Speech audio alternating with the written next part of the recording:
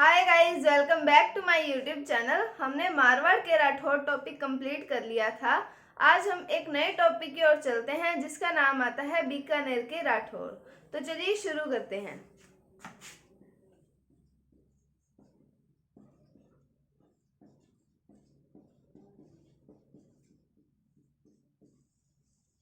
हमें बीकानेर के राठौड़ पढ़ने हैं।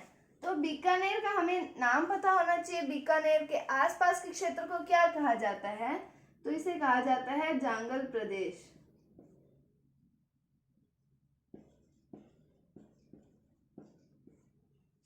तो बीकानेर पढ़ने के लिए हमें पहले मारवाड़ की ओर थोड़ा सा देखना पड़ेगा। तो हमने पढ़ा था मारवाड़ में एक शासक पढ़े थे राव जोधा, जिनके द्वारा हमने पढ़ा था जोधपुर शहर की स्थापना की गई थी। और राव जोधा के हमने एक पुत्र के बारे में पढ़ा था, राव बीका के बारे में, कि इन्होंने बीकानेर शहर की स्थापना की थी। तो राव जोधा के द्वारा इन्हें एक ताना मारा गया था, जिसके कारण ये चले गए थे जांगल प्रदेश। मारवाड़ को छोड़ दिया था और जांगल प्रदेश चले गए थे। और ये कब इन्होंने मारवाड़ को छोड़ा? 1465 ईस्वी के अंदर। 1465 में इन्होंने मारवाड़ को छोड़ दिया था। और जांगल प्रदेश को जीतने के लिए इनको लगभग 23 साल लग गए थे। क्यों लग गए थे? क्योंकि यहाँ पर अलग अलग जातियां रहती थी, भिन्न भिन्न जातियां रहती थी, इसलिए उनको कन्विंस करने में, वो क्षेत्र विजित करने के अंदर इनको लगभग 23 साल लग गए थे। और 1488 ईस्वी में आखा तीज के दिन करणी माता के आशीर्वाद से इन्होंने बीकानेर शहर की स्थापना की। तो मारवाड़ के राव जोधा से हमने शुरू किया और बीकानेर तक हमने आके इसको खत्म किया। क्या? मारवाड़ के राव जोधा और उनके पुत्र राव बीका, इनके द्वारा एक ताना मारा गया और 1465 में मारवाड़ छोड़कर चले गए। और जांगल प्रदेश को विजित करने के अंदर इनको लगभग 23 वर्ष लग गए थे। और 1488 ईस्वी में आखा तीज के दिन करणी माता के आशीर्वाद से इन्होंने बीकानेर शहर की स्थापना की थी। और जो आखा तीज जो है वो बीकानेर में एक त्योहार के रूप में मनाई जाती है, क्योंकि इसी दिन बीकानेर शहर की स्थापना हुई थी। तो उम्मीद है आपको बीकानेर शहर की स्थापना समझ आई होगी। अब हम बढ़ते हैं आगे।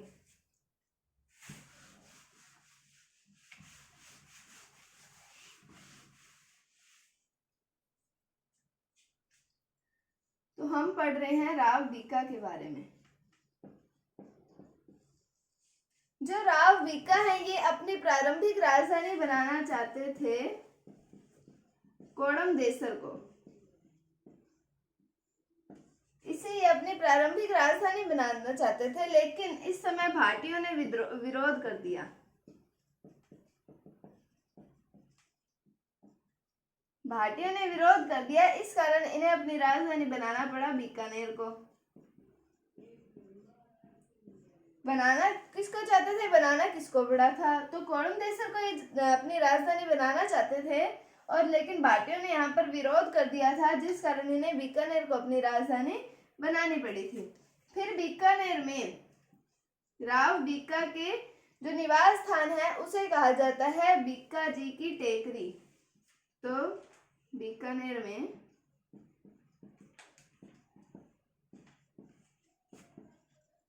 राव बीका के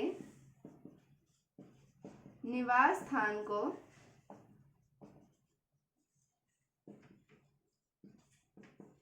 बीका जी की टेकरी कहा जाता है।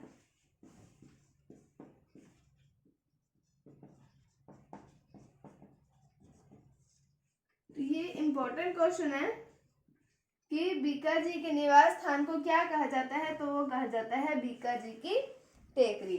तो हमने राव बीका के द्वारा बीकानेर शहर की स्थापना के बारे में पढ़ा। फिर हमने देखा है कि बनाना तो किसको चाहते थे राजधानी, लेकिन बनाया इन्होंने किसको? बीकानेर को बनाया।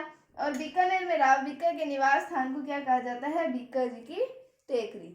अब हम पढ़ते हैं इनके अगले शासक के बारे में, जिनका नाम आता है लूणकर्ण।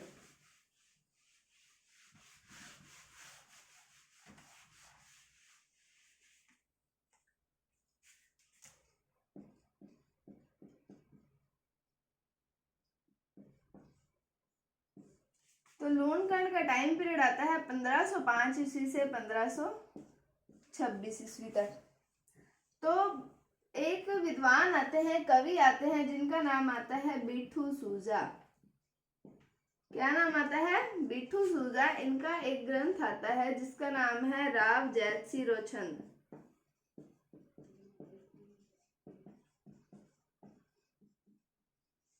इसके अंदर इन्हें कलयुग का कर्ण कहा गया है।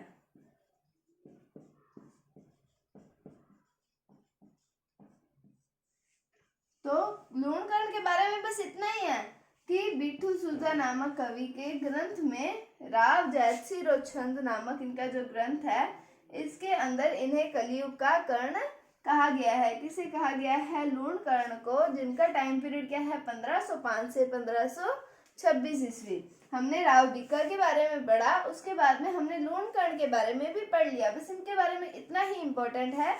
अगर हमसे पूछा जाए कि कलयुग का कर्ण किसे कहा जाता है, तो वो कहा जाता है लूणकर्ण को। तो अब हम पढ़ते हैं अगले शासक के बारे में, जिनका नाम आता है राव जैतसी।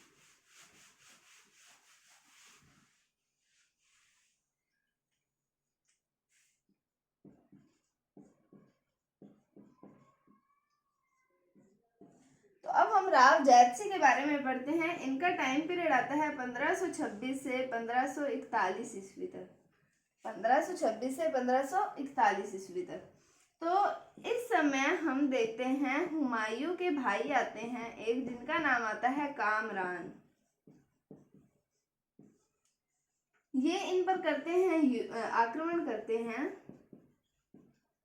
कब करते हैं?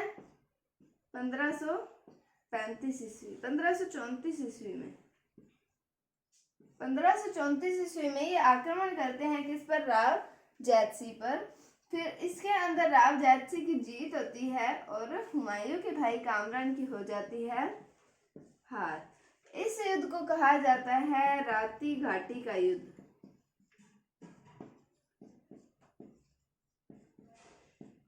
तो राती घाटी का युद्ध पूछा जाए कब हुआ, तो 1534 ईस्वी के अंदर किस किस के बीच में हुआ? राव जैतसी और हुमायूं के भाई कामरान के मध्य। तो इसमें कौन जीता? राव जैतसी। और हार किसकी हुई? कामरान की। अब बात आती है इनके दरबारी विद्वान की।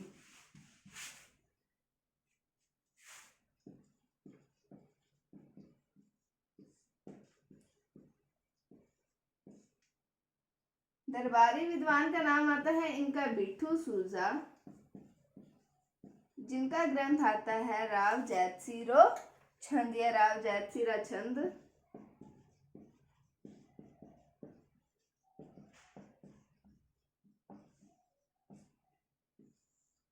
तो पूछा जाए राव जैतसी रो छंद किसकी रचना है, तो बिट्ठू सूजा की। बिट्ठू सूजा किसके दरबारी विद्वान हैं?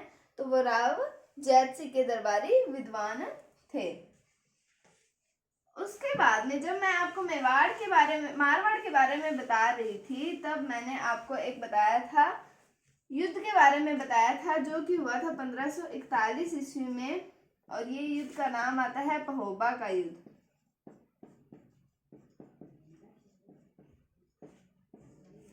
तो पहोबा का युद्ध आता है। इसके अंदर ये युद्ध हुआ था मारवाड़ के मालदेव और बीकानेर के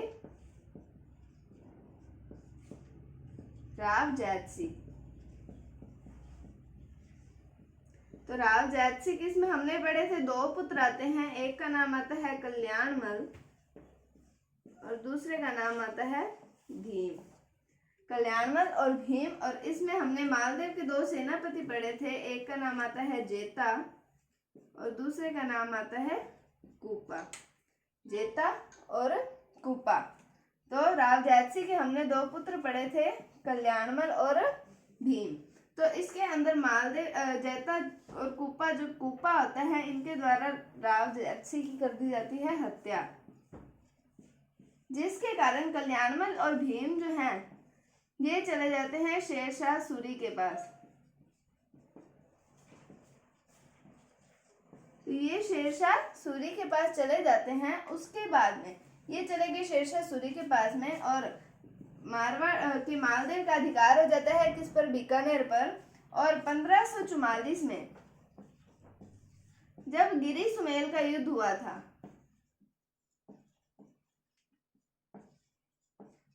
गिरी सुमेल के युद्ध की डेट पूछी जाती है तो इसकी डेट है 5 जनवरी 1544 को। 5 जनवरी 1544 को गिरी सुमेल का युद्ध हुआ था। तब कल्याणमल और भीम ने बीकानेर पर वापस अधिकार कर लिया था। तो 1541 में हमने पहोबा के युद्ध के बारे में पढ़ा कि मारवाड़ के तो है मालदेव और बीकानेर के हैं राव जैतसिंह।